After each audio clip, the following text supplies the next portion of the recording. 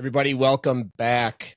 Joining me again is my friend, colleague, fellow coach, and just an overall somebody that I have a ton of respect for, and second-time podcast guest. So Eugene, my guest is Dr. Eugene K. He's here with us today. I had him on, I think it was about a year ago. We got to know you, got to know some of the things you did, your career transition. And one of the reasons, well, there's a multitude of reasons why Eugene is here with me today, and for you all listening. The impetus for this episode was that I wanted to have Eugene back on anyway. We've been talking about it. And then I happened to be in person with Eugene a few weeks ago in Charleston. And I got a chance to see him present on some really interesting things that he's been up to that I trust the audience will be interested in as well. So I said, oh, Eugene, now I know exactly what we can talk about. So I've brought Eugene back on today to talk about a couple things. One, his experience in a 10-day silent meditation retreat, which just makes me shake. I don't even know. I don't even know. Although I don't know. We were both talking. We both have young families. That at least a little bit of that sounds pretty good. And I also want to dig in more on the science of what Eugene does, specifically around training your brain for high performance, how to get yourself out of a survival state and more into the executive functioning state, and all those things. And also trust Eugene and I know each other well enough. We're just going to make a cool conversation on this. So Eugene, I know it's a long intro, but welcome back. So good to have you back. Yeah, so fun being back here. Thanks for having me again. It's always fun. Yeah, it was really fun. And Eugene has a podcast as well. Eugene's working on some other things we'll talk about later. But for now, Eugene, let's first kick off. What do people need to know about a silent meditation retreat, whether it's 1 day, 3 days, 10 days, other than what I think we all assume that means? What do we need to know? Yeah, I think the first thing to be ready for if you're about to do any sort of prolonged meditation experience is be open to the fact that you're probably going to become very aware of whatever you're addicted to. And we're all addicted to a lot of things. Yeah. That's interesting you start with that. What was, if you're willing to share, what was the thing that you realized you're addicted to that you got present to? Yeah. So like you have to think like the first day, literally, it's such a simple thing to do, but it almost feels like, I think the best way I can describe it is it kind of felt like what it might feel like to be part of a drug rehab. You know what I mean? You just go through withdrawal. So the schedule was basically more or less a little more than 10 hours of meditation for that. It's each day, it's the same schedule, but I'm meditating for more than 10 hours that day. So I'm sitting cross-legged on the floor for hours at a time. And even you're just sitting in silence. So the things I realized I became addicted to is you're listening to all of your thoughts, the things that you're constantly thinking about. Those are part of our addictions. We think 70,000 thoughts a day, and 90 to 95% of those thoughts are the same thoughts every day. And a lot of those thoughts are negative thoughts about yourself. So I realized I was addicted to problems because I'm constantly thinking about problems, right? Whether it's family, business. So I'm constantly thinking about that. But when you're that silent, you realize how repetitive it is. Over time, you're just like, I don't want to think about this anymore. What else do I want to think about? Then I realized my addiction to time. Has it been an hour yet? Is this over? Is this over? Oh my Has gosh. it been an hour yet? And I feel seen already. I feel so seen already. And with the coaching work that I do, I explore all of the psychology of that. And I know in my head, the reason that we're addicted to time is because we're not happy with what's here right now. And usually what's for us here right now in the present moment is our anxiety, our stress, our depression. So over time, when you're sitting there realizing how addicted to time you are at some point, because there's nowhere else to be, now I'm actually looking at my actual stress, my actual anxiety, my actual low sense of self-worth, and I'm sitting with it. And that's what began the transformational journey for me. I think a lot of us are just not even willing to sit with that, our own pain, our own stress, because we're reacting to it for about 70% of our adult life based on research. Yeah. Eugene, I want to ask about the experience you had with time.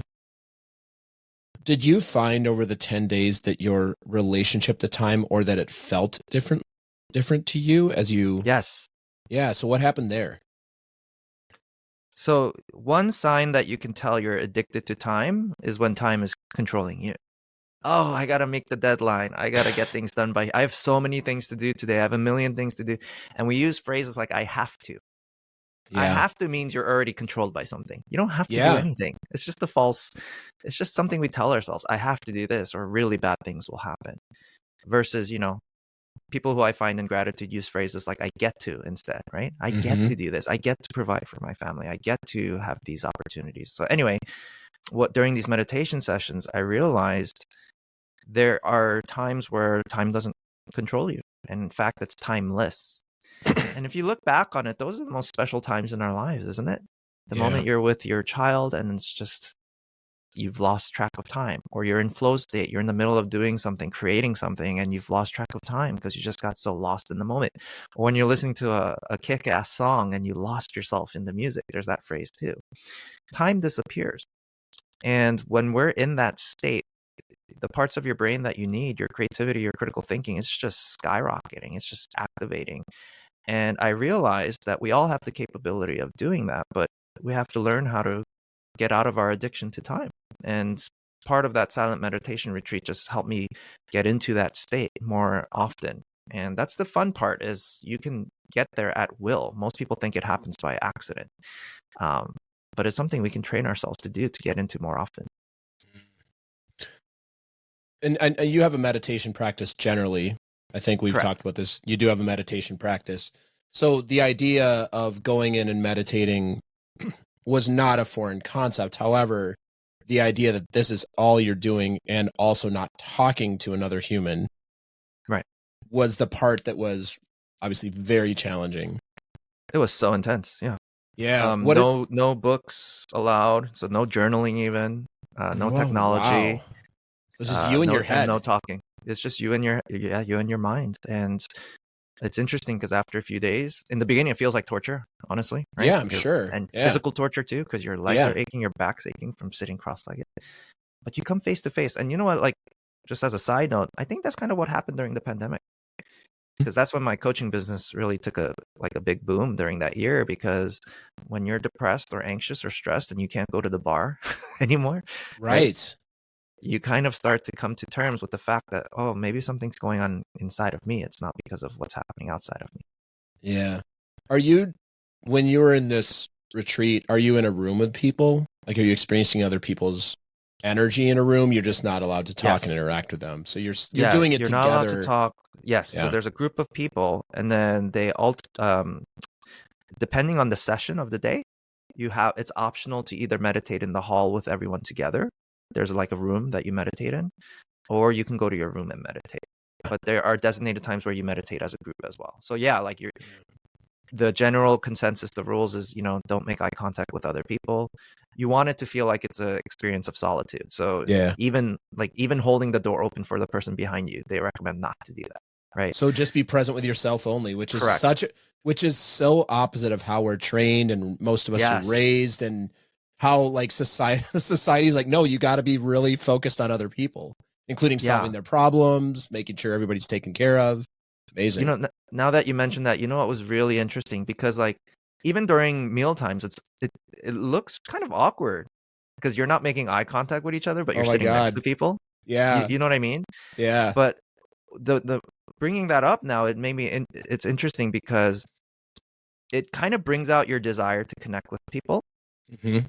But the fact that the baseline rules is not to interact with other people, it makes you very present that desire to connect wasn't the desire to connect with people outside of you. It was your own desire to connect within you. Is this making sense? Because when we're in anxiety, stress, frustration, there's some sort of disconnect inside of us. Yeah. And that's what that's kind of my wheelhouse of what I talk about a lot, is like there's these connections that are not happening within us, which is why we keep overworking ourselves or over numbing ourselves, right? It's the lack of connection inside of us within ourselves. Yeah. You and I know, like, we've talked about this on offline, and then I think we talked about it last time you were on, but I've done a lot of work on myself too. And I'm just a complete extrovert. Like, that's just my personality. And I know that I'm addicted to people and communicating with people. And I'll be the first to say, I know that some of it is self-serving because it's an easy distract. I mean, it does feel good, and I do genuinely love people. I love interacting with people. I think you know this about me, but I have a feeling if I was able to do this or if I ever do this, that one of the things would come to is like, where are you getting your needs met by others that you should be getting your needs met by yourself? Exactly. Yeah. Exactly. Yeah. And it's hard to discern that, right? There's nothing wrong with being extroverted, but sometimes the same action on the outside could be a totally different world on the inside. There's a difference between I'm connecting with others because I feel lonely and I want to fill this hole that I think I can fill by hanging out with other people, right? Then that's self-serving. You're right? Like, but then there's other times where it's just like, no, I'm just connecting with people because I'm genuinely having a great time. And I think that's the skill we want to develop, is to discern, like, is this what's actually happening inside? Yeah. So you mentioned the body part of this. When we were talking about this after you presented, I came up, we were talking about this. I said, I like to communicate, I like to move, and I really don't like sitting cross-legged. This actually sounds like torture to me. And we had a really interesting conversation about your experience with the pain of it. I thought that was fascinating. I'd love if you'd share with us what happened around you said your sore legs and a sore back. What happened there around the pain, the actual physical pain? Right. So one of the things that was really cool is our minds, like that experience when you have a moment where you didn't know you were able to do something and then you find out you are capable. It's like a cool experience, right? That's great. So that's kind of what happened, because over time, if you're sitting cross-legged for 10 plus hours a day on the floor, your knees start aching, your back hurts. I was fortunate because I did practice this once before, where I did a prolonged meditation session. And what happens is, over time, your brain it's not really numbing it out, but it learns how to just tolerate it. So I think the best way it's hard to describe the experience, but it's like this moment where you still feel the sensation, like you still feel the discomfort, but it's not like excruciating anymore. So after, I would say maybe starting day 4-ish, it started going in and out of that. But I remember one time in the past, I did it for like 6 hours. It was excruciating pain. It was so painful, but I kept holding on. And then boom, I just remember I just had this moment of like, it's not painful anymore. So the research behind this is, they found that when they scan the brains of monks, it's not that they're not experiencing the pain. They're experiencing the pain. It's that they just train their minds so well to be able to tolerate it. So the name of the game is increasing your pain tolerance. That's what's really helping with improved performance, because what happens for a lot of times inside of us is, the moment we even feel the slightest discomfort, we immediately react to it. The moment you're reacting to it, your empathy's gone. You're not empathetic. Your creativity's gone. Your critical thinking skills are gone. The moment you react to it, because you're in a mode where you're reacting without thinking. That's the survival state, right? So what happened was, over time, it got more tolerable. But what was interesting, that was the unexpected part, is, this is the part that sounds weird for a lot of people, right? But like towards day 9, I started feeling all these different sensations that I was not even aware of. So I think the best way I can, this sounds weird, but I'll share it. I'm not shy. I'm not like, shy about sharing it, but like, the best way I can describe it is, like, it felt like I had like a glass shard stabbing my neck. It felt like something was slicing through my torso and my arms. It felt like these two tight like knots of energy above my chest. And the realization, looking back on it after I did it, was, whoa, there's all this emotional pain that I have never addressed, that has always been there. But the only reason I'm able to sense it now is because up till this point, I could not tolerate it. I kept avoiding it. I kept trying to keep myself busy to not experience it. Do you see what I'm saying? I do. It was a physical manifestation of my emotional pain. And there's a lot of research behind this, right? Many different people have different experiences, but now it was a physical experience for me. So now it's just like undeniable, right? Wow. It's the understanding of it, at least from my perspective and many other teachings, is that this is a physical manifestation of your emotional pain.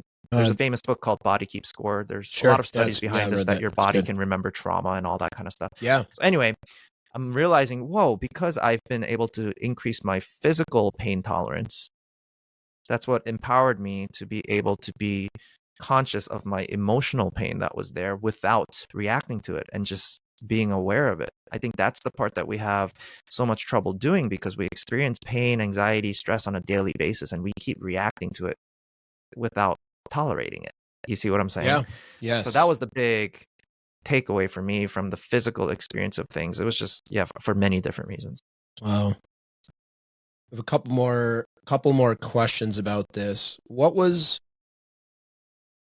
obviously not burning a lot of calories per day physically, but I would assert that you are expending a tremendous amount of energy around thoughts and emotional state. What was your sleep like every night? It was on and off. For the most part, it was actually pretty good. Yeah. Because did you have any dreams or anything? Like, did you have any more, like, were dreams yes. more, yeah, I would imagine dreams were very vivid. And even during the sessions, there were imagery that was getting very vivid for me too, which was really interesting because nothing is stimulating you anymore from the outside world. No technology, nothing, right? So you're just going into your inner world deeper and deeper. But yeah, in terms of calories, it was only breakfast and lunch where we had a meal, and it was a very strict diet. It was vegetarian, right? Yeah, so no meat. Makes sense. To try to just give your body just basic essentials, what's most important for your body to need. And then dinner time was just like a light snack and tea, right? Like fruit and tea or something like that. So yeah, I did try to stay active though in between sessions. I would go for little walks. I would try to get my 10,000 steps in per day, which was wild because I actually counted it. Because there was no technology. I'm like, I wonder how many steps this is. Oh my God. There's a walking trail and I literally... You're like, this is how bored you get. Oh my God. This is how bored you get. I was just like, I wonder how many steps this walking trail is to go around one lap. You're a machine. So I was like, oh, one lap is 1,000 steps. So I'll do, 2 laps in the morning, 3 laps in the afternoon, and 4 laps at night or whatever, right? Like I figured out a routine.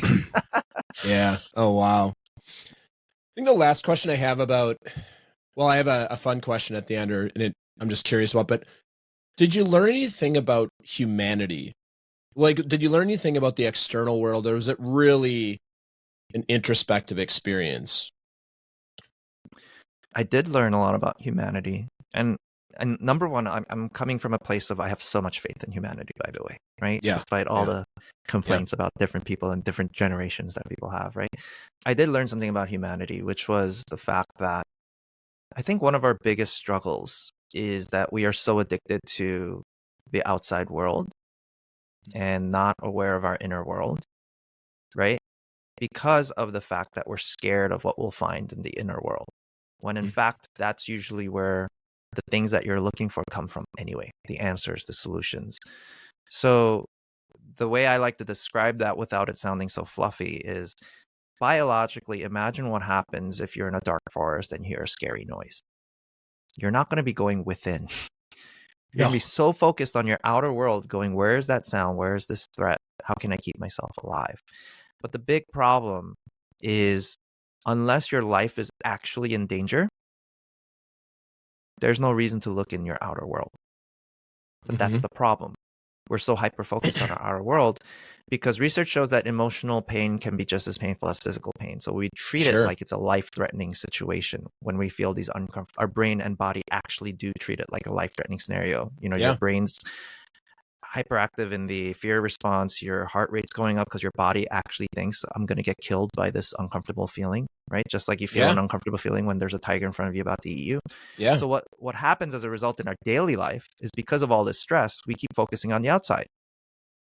And I know this because I've coached people in their 60s now going, why am I still unhappy? It's because their whole life they were surviving from these feelings they were feeling, and they kept changing things on the outside, hoping it would change the feeling on the inside. And they get all those things on the outside that they thought they wanted. They have the multi-million-dollar business. They have the beautiful home, the beautiful family. But for some people, it takes their whole life to finally be willing to go in their inner world, even though it's uncomfortable. And that's what I learned about humanity is a lot of us can get stuck in that. But at the same time, what's encouraging is a lot more people are willing to go there into their inner world. And I think the conversation's out there too. That's why mental health has become such a hot topic in the industries, right? And I think people are calling out, right? Like there's the calling out kind of things happening about like unfair working scenarios, right? Especially towards mental health. Back then it was considered acceptable, but all the research shows that it's not. But yeah, like that's kind of what I learned is just like, I think we're evolving as a species. I think there's still plenty of progress we can make, but what's exciting is the progress being made. So I have a lot of faith in humanity about that, but I still my heart still goes out because I think I would say more than 90% of people in the world are stuck in this state of stress and keep changing things, trying to change things on the outside when they're going to be in a rude awakening, going, it's not necessarily going to be giving you the fulfillment. I mean, Jim Carrey said something like that, didn't he? He said, I wish everyone became rich. So then they'll find out for themselves, right? It's not the thing that's going to be really fulfilling for you, right? And there's another saying that everyone understands that money is not what brings you happiness, but everyone wants to find out for themselves, right? Zig Ziglar. Yeah. Yeah, Zig exactly. Ziglar. Absolutely. So there's so much truth in that. And that's kind of where I get excited, because I think the research has caught up now that can empower and equip people to get themselves out of that reactive autopilot mode to finally get the things they're looking for. Eugene, I want to go into for anybody listening, I think this is a basic human truth, like you said, that I hate group speak. I know that there's more for me that can be done internally. I think that is a lifelong process for all of us. And there's a million different ways to go about it. Let's say that you have somebody listening that goes, hey, I'm very successful. I've got this, I've got that. And you know what? I'm unhappy too.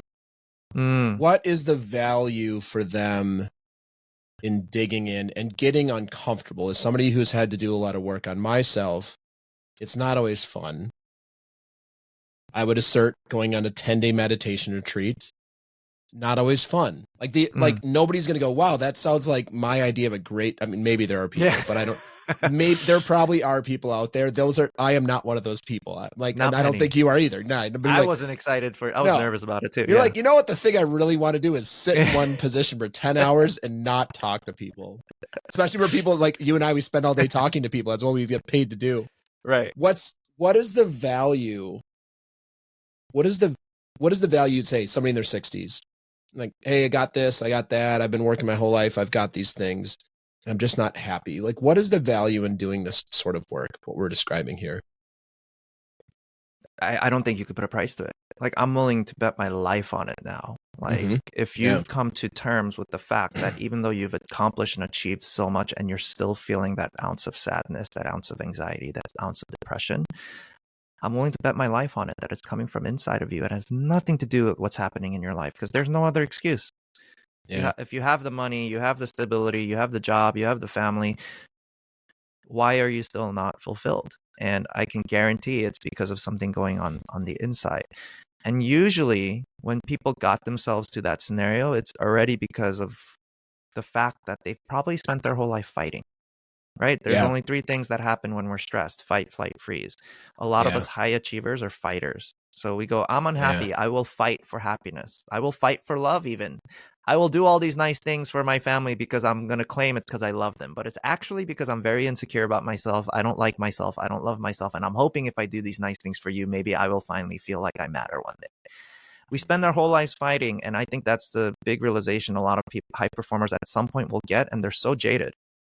They're going, why am I still unhappy even though I have all these things? Why am I still feeling this anxiety? And I think the most important thing to understand is there's something going on in the inside. And often it's on autopilot. That's why it feels like you're doing it without telling yourself to do it, right? Working hard or overworking or overgiving, people pleasing, procrastinating or over numbing, all that kind of stuff. It's because just like a computer can get programmed to do the same thing every day, your brain operates on 95% autopilot by the time you're 35 years old. Yeah. So I think that's the most important thing is if your autopilot is to keep focusing on the outside, the most transformational thing you can do is consciously, little by little, just practice going inside more. Even if it means putting a timer on for 1 minute and sit and do nothing. You'll become so aware of all your anxiety, the urge to do something, the urge to like get things done. I got stuff to do. Correct. I don't have time for this. Yeah, no, it's all just a reflection of how little you might accept yourself, or how little you might love yourself, or how conditional you are with yourself. But all of that, the truth will come out. If you're conditional with yourself, you're conditional with others, including your children, your spouse, your family, your friends. And if you don't do this inner work, I can guarantee the suffering will just keep on happening. Yeah. Want to ask you, Eugene, and I was hoping we'd get to this, but you proactively mentioned it. I want to ask you the question to wrap up this part about the meditation. What's the first real meal you had? I have 2 questions. What's the first real meal you had? After? Yeah. And you're like Oh my done. gosh. You're back in the real world. What's the first thing you had? Yeah. What were you crave? Like I'm just so curious. Like, were you craving something? You're like, or were you like, you know what? My taste buds are a little numb. That I'm actually fine. I like it. It's all in the taste is all in my head. I don't need it anymore. Yeah. So the cravings weren't there. I actually, me That makes personally, it's sense. different for everything, everyone, Sure. right? But like, it was almost just like, you know what? I could continue living. Like, I'm happy with this. Like, I could do this for the rest of my life. It genuinely felt like that. Like, it wasn't that bad being vegetarian. And actually, they serve really good food, by the way. So it was delicious. So that was one thing I always looked forward to. The food was always really good. And I didn't know vegetarian meals could be that delicious. So anyway, I didn't have any cravings, but the first meal I had, I'm laughing because immediately after the 10 days I was driving back, it was to a family, like my wife's, was having a family reunion because her Oh my God. mom's sisters were in town. So it was like Oh, you went really from good, like yeah. gourmet Korean style food. So I'm sitting there going, oh my God, this is so good. I was scarfing down the Yeah. food. But that was the first real meal I had, was like, it was just like a gourmet feast, like back home. So it was good. Yeah. I mean, So yeah. that was the first meal. And then what was the first meaningful conversation you had? So wait, hold on a minute. I didn't know this. You went from this 10-day thing to a family reunion. Yeah. That's a big shift in communication. Because I'm sure It family was reunion is all about, hey, what's up? How you like? It's all about communicating. Wow. Yeah. I was pretty quiet for the most part while I was there, just kind of enjoying my time. But I just remember crying at the sight of my kids. Oh, Like I'm after not sure. seeing them for 10, I mean, I travel for work too, right? And go out and Sure. speak, but like this was a different like experience. It was because I was processing so much, right? Like Sure. of all of the things. I mean, there's a lot more that I didn't get to share, but like because there's a whole bunch of weird stuff that happened too. But like, yeah, I was just crying at the sight of my children. Like I think at the end of the day is like, whoa, there's all these feelings here. Yeah. They're not bad. They're actually trying to communicate something. They're trying to help you.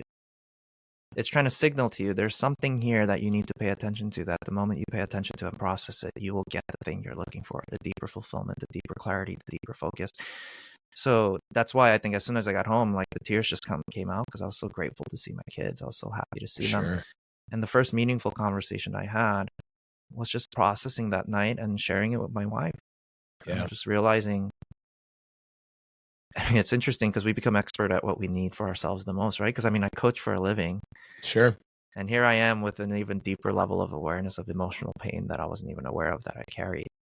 Part of it really had to do with this deep, deep sense of feeling not important, feeling like I don't matter for many different reasons growing up, right? I think we all have this. I think that's why if you're stressed, if you ever experience stress, frustration, anxiety, there's a saying that emotions are a record of the past. You're not feeling that feeling because of what's happening to you right now. You're feeling it because of what's happened to you in your life, in your past. So I think that's kind of the first meaningful conversation I had with my spouse was there was just so much gratitude because I think one of the things you realize is how many things that you actually don't have control of, but things worked out in many different ways, despite whatever the number in the bank account is or circumstances are. Sure. Anyway, I have one more question. What was it like to speak again? Was it actually, did you get tired speaking? Because, it's obviously a muscle like anything else, your vocal cords. What was that? Did you have an experience of like hearing your voice again was strange or anything like that felt odd or different than you'd remembered it as? Yeah, there wasn't much of strangeness to hearing my voice again because there was times like I did. It's weird, but like there were times talking to yourself, walking around. Yeah, like you were counting the steps. Yeah, like you kind of out loud say things here and there, so you still kind of hear your voice, which is funny to say. But what did take some adjustment was, yeah, you're right, because like my job is kind of like to be a guide, right? Like to be a coach. So I did find myself noticing that. It's like, oh, that was interesting too. It's just like, do I really need to speak right now? That was like a question I was asking myself more. Does that make sense? That like makes even during coaching, when they're looking to you to ask the question, I found myself just quieting down more often and being like, do I really need to speak right now? Even though it's kind of silent and awkward because you got used to silence. But you know this as a coach, there's times where there's strategic strategic silence to just take a moment, let them breathe, let them process, and then boom, they have the breakthrough. Because you would have interrupted that if you said something.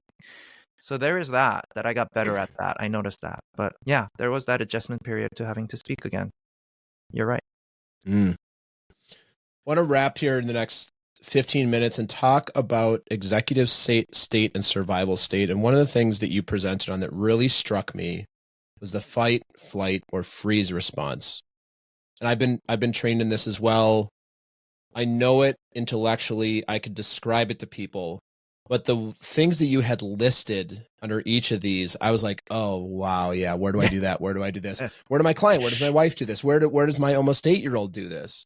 So I'd love if you would just maybe spend, Eugene, 10 minutes with us talking about that framework and things that people that are listening can be looking for in terms of those patterns. And I want to say this, first of all, this is biological in some ways, right? It's your amygdala. And neurological, yes, and exactly. Biological, neurological. Yep. This keeps us safe. At the end 100%. Of the day, it shuts off our emotions, shuts off our intellect, and allows us to run away or to freeze or to go after something. So there's nothing wrong with any of this. I don't label it as wrong. Correct. But I think you would assert, and I would assert, it's not your highest and best. Correct. So you're absolutely right. The intention of all of this stuff is to try to keep you safe. The only challenge that it is your brain inaccurately interprets information. So the bottom line is survival state is a state where we're in fear, but it's only meant for actual life-threatening scenarios, okay? Like a tiger's in front of you about to eat you, someone's holding a gun to your head, that kind of scenario. That's the only time you need fight, flight, freeze response. It's very obvious when it's an actual life-threatening scenario. Your brain only knows how to do these 3 things without thinking. You just do it without thinking. It's immediate, very immediate response.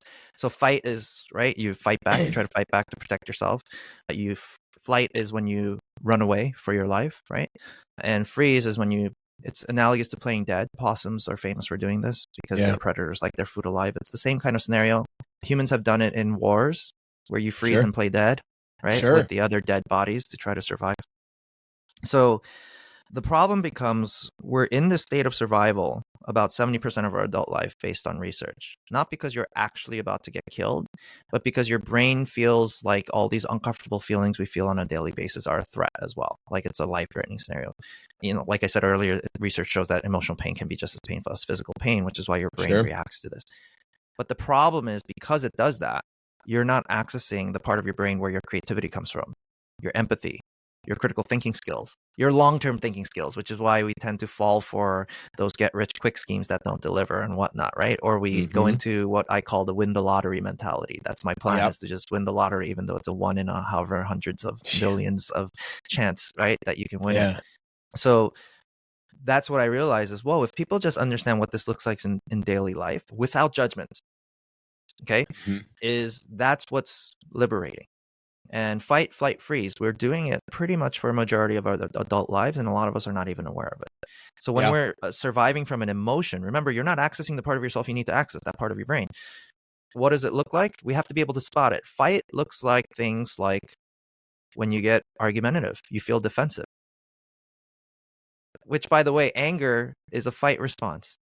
So anyone who ever gets angry, I want everyone to hear this. You do not need to tolerate someone else's anger, even though they're directing it towards you. Why? Because it's not about you. You know why people get angry? It's because they're really scared. They're feeling very vulnerable.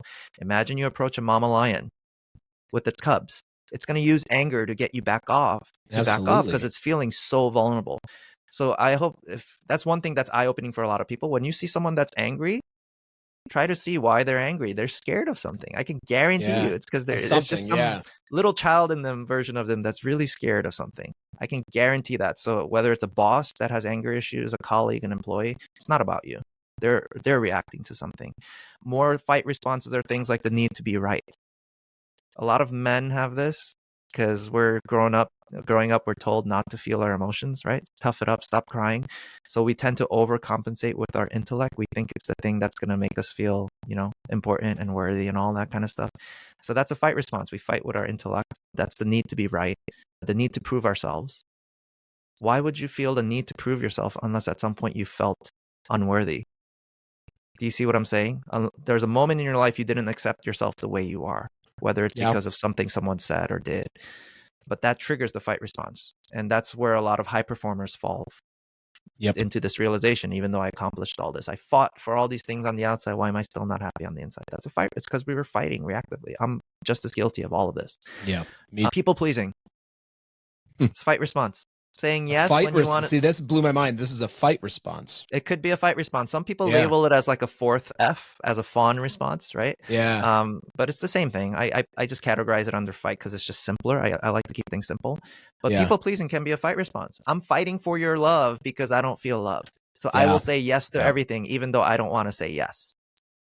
And that's a fight response, in my opinion. So a lot of people don't realize this, because that's not, this realization was, I realized you can call out people now. The people who overgive, they're going to tell you, they're going to claim, oh, it's because I just care so much about people. That's why I overgive. It's like, I don't know if I'm allowed to curse, but like BS. Yeah, you can, of course you can curse. You guaranteed you have some sort of insecurity there. You know, I grew up in like a stereotypical Christian church. Yeah. Like looking back on it, I realized, Me I was too. just like, oh my gosh, there's just so much people pleasing. So much people pleasing happening in the name of God, right? Like kind of thing. I'm like, no, it's because you have so much pain inside of you that you haven't processed, that you think that by being a bleeding heart and just overgiving. But the problem is when you're doing that, when you're people pleasing, you're still making it about you. You're not actually doing it from a place of true generosity and abundance. I found this out in my own relationship, being married, because that was my first defense. When we get into arguments, I claimed I do all these things because I love my family, but the moment we get into argument, I start bringing that stuff up. Well, I do this for you. I do this for the kids. How come I can't get that? It's like, well, did I really do it from a place of generosity? Yeah. No. So that's a fight response. Yeah. So all of these things are important to be aware of, because like I have clients in their 60s realizing I spent my whole life fighting because I needed to prove myself that I'm better than my older brother. One client's older brother was an NFL football player, and is sharing a story with me when he was in high school. His football coach said, "You're never going to be as good as your older brother." So that's fight. And it's important just to be aware of all this without judgment. This is just to say it for people listening. This is just I like this as an awareness thing. Correct. Like, where am I? What are my, and like for me is coaching, and I knew this, like, what are my automatics? What are the things I like to, what are the things that I'm going to go to that are, I don't know if I would label, I'm just going to label them. Some of them are soothing techniques as well. Yes. They're coping mechanism. Like the coping mechanism, soothing mechanism. I'm speaking for myself, I love to be right with my wife. That's so, that's so good. I it love makes me it. Feel so important. I feel so important for about 3 seconds. Then I realize this is not, and then I realize like I'm going to pay for this later. Right. Exactly. Or, just to say this, even with parenting, like we're both parents of young children. Isn't it so nice to be right about how your way of parenting is the right way, or your kid should not be doing this certain thing because they're, because they should just be grateful for everything they have, blah, blah, blah, blah, blah. But like, that's about me being right about how they should feel. Yeah. But you know what the paradigm shift of all of that was, when you look at the truth of it, is like the moment you're doing that, you're attacking them. Absolutely. That was so sobering for me. Oof. The moment I needed to be right with my kid, in my mind, I'm like, you're about to attack your child who loves you unconditionally. You're about to hurt them. Do you really want to do this?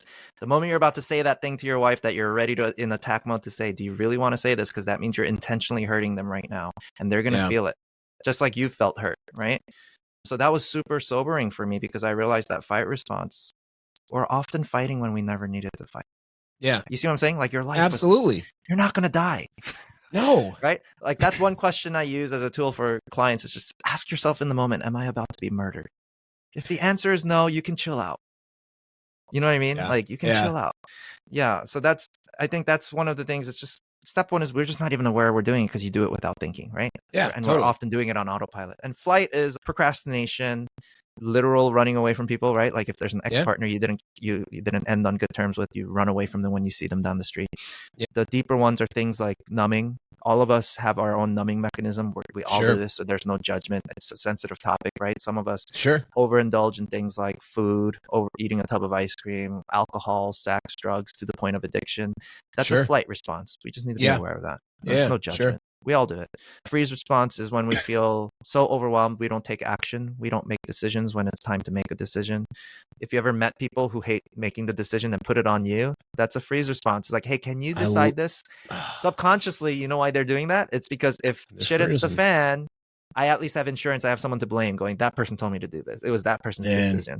So we don't make decisions when we're in the freeze response. It's, you wake up in the morning, you don't want to make a decision, or we're overwhelmed.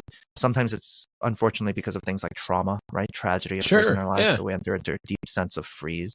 So I often just encourage people to just make it a game. See how good you can get at identifying this in others and yourself.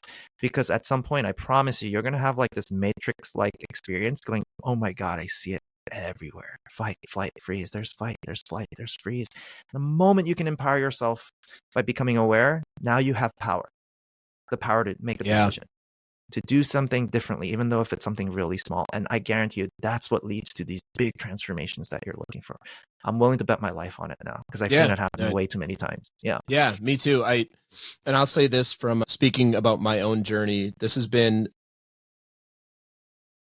probably my biggest breakthrough in my life, and I relate to myself in some ways, and people know me, probably say this about me, like in the Grinch cartoon when his heart grows 3 times its size at the end. Mm-hmm. I've always had a big heart for people. I've always really liked people, but I realize now a lot of it was for whatever. I was in sales, totally normal human. Seeing this in others and relating to it as normal and okay has been a huge breakthrough in my happiness. Because, and it's not that I'm not willing to accept responsibility because we can make people feel certain ways, especially the ones that are closest to us. We can make them feel certain ways because most people don't have this luxury, and people can make me feel a certain way. You could probably say some things to me that would have me feel a certain way. But for me, the big difference this has made in my life overall is like understanding it. And I think I've mentioned this to you before. In the coaching program I went through, we called your essence and your survival mechanism. It's pretty much the same concept that you have these different states that you live in, a way of being that is your highest and your best. It's where you're going to be creative. You're going to be doing work that's in flow. And your survival mechanism, which are learned behaviors. And I think some nature, some nurture, right? Some of it's biological and neurological. And then some of it is, I know if I'm overly charming, that's likely going to get me to have people agree to what I want because I want that thing because blah, blah, blah. Right. And I say all this because recognizing this for yourself is super powerful. And then being able to see it in others is super powerful because it's likely going to make you more empathetic. I know it has for me, like more empathetic. 100%. I'm like, oh, that person. And this is the thing, Eugene, that really got me when I saw you present this a few weeks ago, is the idea that overwhelm is a freeze mechanism, because I hear this all of the time. Clients, I feel this way sometimes. I'm busy. I'm too busy. I'm overwhelmed. I don't have the capacity. There's another way. I don't have the capacity. So I just don't do that thing that I know would move me forward in my life. And now being able to see that in myself and in others has been so powerful. Yeah, that's why really nailed it for me. If you think about it, that's why there's no such thing as laziness. Yeah. What you might consider lazy in someone else, there's probably some sort of freeze mechanism going on. Totally. Because of their own pain, because of their own. And one nuance that I'll add about what you just shared that's very important is you're saying that someone might make you feel a certain way, but what's really happening in addition is that you're allowing them. Right. For sure. It's not that they're making you feel that way. Your brain has allowed them to allow you to feel a feeling. So meaning our feelings were never caused by something outside of us. It's always been something. Because that's why when I used to say to my daughter, you're making me so mad. Her interpretation of that can be very psychologically damaging. If she believes she can be the cause of someone else's emotions, what's going to happen when she has the crappy boss that's overworking her? She's going to say yes because she's so afraid of making the boss mad, just like she's afraid of making dad mad. Yeah. What happens when she ends up with a partner that tries to pressure her to sleep with them and she doesn't want to? She's so afraid of quote unquote making them mad. So I think that's the biggest nuance is, feelings play a big role in this, and to understand that where are the feelings actually coming from? And then the moment you can do that and sit with your feelings, no matter how uncomfortable, that was the bottom line. I can bet my life on it. That's the thing that can help you reach higher levels of productivity, performance, empathy. Because when you're in fight, flight, freeze mode, you're not empathetic. That's the bottom line. If you're in front of a tiger that's about to eat you, you're not sitting there going, how's this tiger doing? Is his parents feeding it okay? Because I'm worried about it. You're not doing stuff like that. So can I give up just a couple of fingers or something? Right. I don't know. Exactly. We're not doing that unless there's something wrong with our hardware, right? Like the actual physical brain. Right. Yeah. But anyway, I think that's the bottom line is if we can get ourselves out of fight, flight, freeze more often, we will be naturally, we'll just be more empathetic. We'll be more creative. That's why I have so much faith in humanity, because there's science now that can equip us on how to do all of that stuff, get rid of the programming that's in survival and all that kind of stuff. Yeah. Well, Eugene, I want to thank you for coming on again. This has been awesome as always. We're going to need to do a part 3 where we're going to talk about executive state and spend an hour on what that means. Oh, yeah. At the end of the day, we kind of like, let's talk about meditation, and then let's talk about all the ways that you probably don't feel as good or operating. Yeah. We're going to need to do a part 2 of this one specifically, and we're going to get into executive state, because that's what you do with people. That's what I do with people. How do you bring your best and your brightest to all areas of your life? And I know for you and I, the areas that it matters most is at home. 100%. Parents of young children, because we are literally forming those things. Eugene, before we have you take off for today, let's talk about what you have going on and ways people can connect with you. So, and we'll put all this in the show notes, but yeah, what do you have going on? People want to learn more about you and just connect with you, which I'm sure they will. Yeah, I'm really excited because the other year I created my first online course that teaches everyone exactly what you just mentioned, is how do you get into the executive state, right? So once you become aware of all of the survival, fight, flight, freeze stuff that happens, most people wonder, well, what do I do about this? So that's what I teach. Here's the science on how to transform this, how to change this. Here are the things you need to know. And I just finished recording the updated module. So that's kind of what I'm excited about right now, because I want to get this work out into the world. Even if like 10% of, even if a small percentage of people kind of adopt this thinking, understand the science, like I know it's going to be transformational. So I'm just trying to get this out there. It's a program I called Neurohacking School, and that's what I started. And that's what I'm excited about, continuing to build this. I have my 2.0 version coming out. Yeah. I'm picturing, could we just send this to our political leaders? It feels like the survival state is the state that happens almost 100% of the time in politics. So much, dude. Like, I mean, it's funny you bring that up, because I just coached the mayor the other year, and he was in major fight mode. He was all about, of course. It's adversarial all the time. The moment it's really the other side of the aisle is the tiger all the time. Like, we're fighting in a world where we don't need to fight. Yeah. That's the cause of the suffering in the world, right? There's a winner and a loser when, we can figure things out together, honestly, in my opinion. Yeah. But anyway, that's a little bit idealistic, I know, but there's science behind that. I can back it up. There's science behind it. Awesome, Eugene. So good to have you on again, and we'll have you back on very shortly. I'm just going to talk out loud. I think we might just do a 2-part series week after week, release this part and then release the one the next week. I have a couple other episodes coming out like that, where Eugene and I are going to have a conversation about some other ways to operate. Now that this is like the cliffhanger, you're like, so here's the thing. You're in fight, flight, or freeze about 70% of your adult life. Have fun with that. Yeah. It's like, have fun. Have fun. Bye. See you later. That's a cliffhanger. Eugene, so good to have you on, and we'll continue this conversation here very shortly. Thanks so much. Thanks for having me. It was fun. Yep. Best to you and the family. Thanks for listening to another episode of Talking to Cool People with Jason Frizzell. If you enjoyed today's episode, please tell your friends. Follow us on Instagram and Facebook, and give us a shout out, or take a moment to leave a review on iTunes. If something from today's episode piqued your interest and you'd like to connect, email us at podcast@jasonfrizzell.com. We love hearing from our listeners, because you're cool people too.